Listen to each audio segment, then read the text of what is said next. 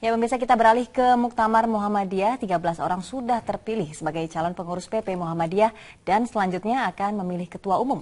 Untuk perkembangan terkini dari sana, kita bergabung bersama rekan kami Deborah Setiawan langsung dari Makassar, Sulawesi Selatan. Deborah, apakah ada perkembangan terakhir mengenai pemilihan ketua PP Muhammadiyah? Ya, Robert, satu hari jelang penutupan Muktamar Muhammadiyah ke-47 di Makassar, Sulawesi Selatan ini, pagi ini para pemimpin umum dari segala bidang mengadakan sidang-sidang menurut komisi mereka. Nah, rencananya malam ini sekitar pukul 20.30 waktu Indonesia Tengah, setelah sidang-sidang komisi ini selesai, ke-13 calon ketua umum PP Muhammadiyah yang sudah terpilih kemarin akan menggelar musyawarah untuk menentukan satu ketua umum PP Muhammadiyah periode 2015-2020. Nah, dalam musyawarah ini akan dipimpin oleh ketua formatur yang juga merupakan salah satu dari ke-13 calon tersebut. Dan untuk lebih mengetahui lebih jelas mengenai hal ini, sudah bergabung bersama kami Bapak Khoirudin Basori, Wakil Ketua Pimpinan Wilayah Muhammadiyah Daerah Istimewa Yogyakarta. Ya, selamat siang Bapak. Apakah nanti 13 orang calon ini sudah pasti menjadi fungsionaris di PP Muhammadiyah? Ya, memang kesanggupan mereka untuk dipilih itu adalah kesanggupan untuk menjadi pimpinan pusat Muhammadiyah. Maka ketika terpilih 13, maka ke-13 inilah yang akan menjadi fungsionaris pokok pimpinan pusat Muhammadiyah. Maka di kalangan anak-anak muda sering ada guyonan, mereka inilah 13 bahan pokok. Boleh ditambah, tetapi tidak boleh lebih dari separuh. Jadi biasanya ada tambahan sampai misalnya jadi 19 misalnya. Menurut Bapak sendiri, Pak, apakah mekanisme pemilihan ketua umum dan jabatan-jabatan strategis dengan sistem formatur ini sudah dianggap demokratis dan bisa menyerap aspirasi peserta lain, Pak? Betul. Karena menurut pengalaman Muhammadiyah itu sudah sekian lama menggunakan model ini, dan alhamdulillah sepanjang ini semuanya berjalan dengan lancar dan menggembirakan. Hasil yang diperoleh dari sistem ini pun juga memuaskan semua kalangan, maka saya memperkirakan sistem ini masih akan terus dipertahankan di masa-masa yang akan datang karena dianggap cukup demokratis, tapi pada saat yang sama ada rambu-rambu yang kalau ada sesuatu yang sangat luar biasa, itu mereka yang terpilih dalam formatur masih bisa mengambil kebijakan yang dianggap menyelamatkan organisasi. Pak, seperti apa kriteria kepemimpinan Muhammadiyah mengingat tantangannya ke depan nih semakin berat, Pak? Betul, luar biasa tantangan Muhammadiyah di abad yang kedua tentu berbeda dengan di abad yang pertama. Apalagi Muhammadiyah sekarang sudah menjadi organisasi yang punya tangan dan kaki di mana-mana termasuk di berbagai belahan dunia, maka semangat untuk internasionalisasi Muhammadiyah itu semakin menguat, menambah semangat teman-teman untuk lebih mengembangkan Muhammadiyah di luar negeri. Maka pimpinan ke depan harus punya jaringan yang lebih luas pada tingkat internasional. Tapi pada saat yang sama, karena Muhammadiyah itu basisnya adalah akar rumput, maka tidak boleh melupakan basis masanya di bawah, sehingga memang diperlukan pimpinan yang bisa naik ke atas tapi juga bisa turun ke bawah. Terima kasih banyak Bapak untuk waktunya. Ya, demikianlah wawancara kami dengan Bapak Khoirudin Basori. Untuk sementara demikian dari Makassar, kembali ke studio. Baik, terima kasih Deborah Setiawan atas informasi Anda langsung dari Makassar, Sulawesi Selatan. Ya, pemirsa, jelang penutupan Muktamar Muhammadiyah di Makassar, Sulawesi Selatan, pimpinan umum Muhammadiyah terus melakukan sidang terkait dengan isu-isu nasional yang akan diperjuangkan di negara ini. Mulai dari melakukan kontrol bagi pemerintah, bahkan akan membantu pemerintah dalam memajukan ekonomi kerakyatan. Untuk mengetahui informasi atau perkembangan terkini, sudah bergabung bersama kita kali ini Deborah Setiawan di Makassar, Sulawesi Selatan. Halo Deborah, bagaimana jalannya sidang hari ini? Ya, satu hari jelang penutupan Muktamar Muhammadiyah yang ke-47 di Makassar, Sulawesi Selatan, hari ini para pemimpin umum di Muhammadiyah melakukan sidang menurut komisi masing-masing. Di antara topik yang sedang didiskusikan adalah mengenai ekonomi kerakyatan.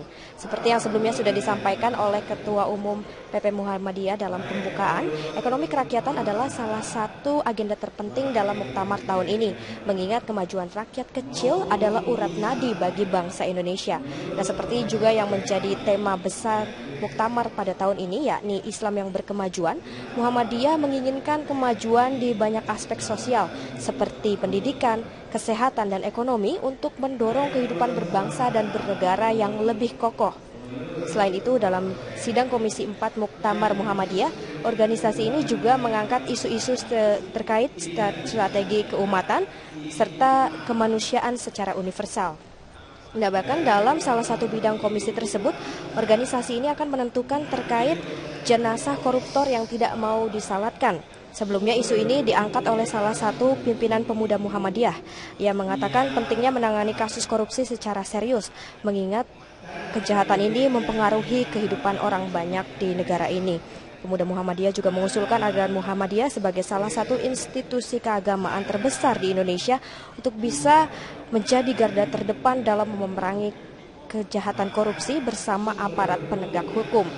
Nah, hingga kini sidang komisi di Muktamar Muhammadiyah Makassar masih berlangsung di Gedung Ikra Kampus Unispo Makassar.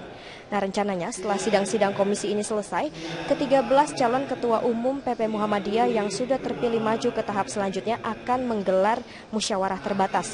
Dalam musyawarah ini akan ditentukan secara aklamasi siapa ketua umum PP Muhammadiyah yang selanjutnya. Musyawarah akan dipimpin oleh ketua formatur yang juga merupakan bagian dari 13 kandidat terkuat tersebut.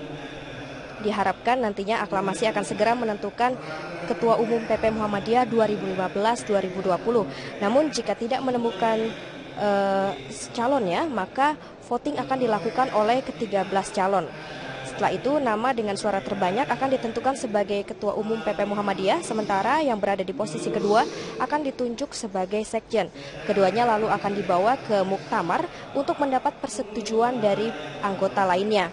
Nah, jika sudah disetujui, maka 11 kandidat kuat lainnya akan segera diberikan jabatan-jabatan inti lainnya dalam pengurusan pusat.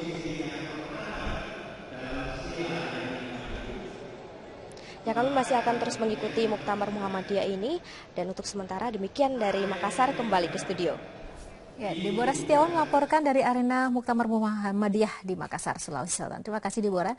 Dari Muktamar Muhammadiyah kita ke Muktamar NU yang telah memasuki tahap rapat komisi membahas masalah internal dan eksternal NU. Rifai Pomone memantau jalannya Muktamar ke-33 NU dan akan menghadirkan informasi selengkapnya langsung dari Jombang. Rifai, bila dicermati satu persatu pembahasan apa saja yang paling patut dicermati dalam 2 hari terakhir?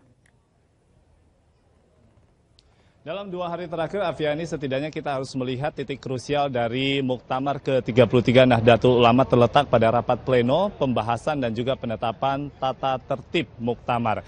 Dikarenakan 3.500 lebih muktamirin yang menjadi peserta Muktamar dalam rapat pleno tata tertib sempat mempermasalahkan beberapa pasal, utamanya pada saat sampai di pasal ke-19 yang masuk dalam bab ke-8 sistem atau mekanisme pemilihan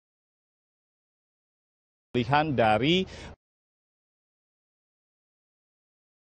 Rois Am dan juga Ketua Umum Tanfis Pengurus Besar Nahdlatul Ulama. Ada setidaknya 3 kelompok dari muktamirin yang menganggap bahwa sistem ahwa ini bisa atau tidak digunakan dalam Muktamar NU ke-33.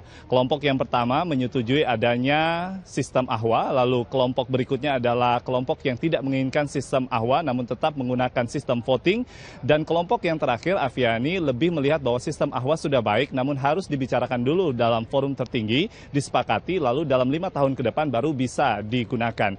Dari skorsing yang dilakukan pimpinan sidang selama 3 kali untuk penetapan tata tertib, kemudian Dewan Suriah dipimpin langsung oleh Rois Am periode 2010-2015, Kiai Haji Mustafa Bisri kemudian mengumpulkan Rois Suriah, PWNU dan juga PBNU. 2 hasil kesepakatan diantaranya telah disampaikan untuk bisa menetralisir seluruh kondisi ketegangan yang sempat terjadi dalam rapat pleno tata tertib. Berikut pernyataan dari Kiai Haji Mustafa Bisri. Pertama, apabila ada pasal yang belum disepakati dalam tata tertib muktamar tentang pemilihan Rois Am dan tidak bisa diputuskan melalui musyawarah mufakat.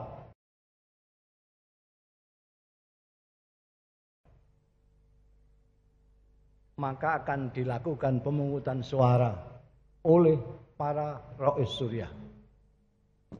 Oleh para Rais Suriah. Karena ini khusus Rais Am.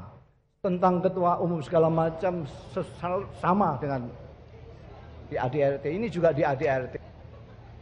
Untuk kembali menegaskan dan juga mengingatkan kepada seluruh muktamirin agar menjalankan muktamar ke-33 Nahdlatul Ulama di atas asas Ahlus Sunnah wal Jamaah. Kemudian Kiai Haji Mustafa Bisri atau yang akrab disapa sebagai Gusmus yang juga berlaku sebagai penanggung jawab dari muktamar ke-33 Nahdlatul Ulama bahkan sempat mengucapkan rasa prihatinnya dan juga terharu dengan kondisi dinamika yang terjadi selama muktamar ke-33 Nahdlatul Ulama. Sempat terucap permohonan maaf kepada seluruh muktamirin. Berikut suasana haru yang sempat terlihat dari pernyataan Kiai Haji Mustafa Bisri. Demikian, saya mohon maaf yang sebesar-besarnya. Saya sejak semalam belum tidur. Bukan apa-apa, karena memikirkan Anda sekalian.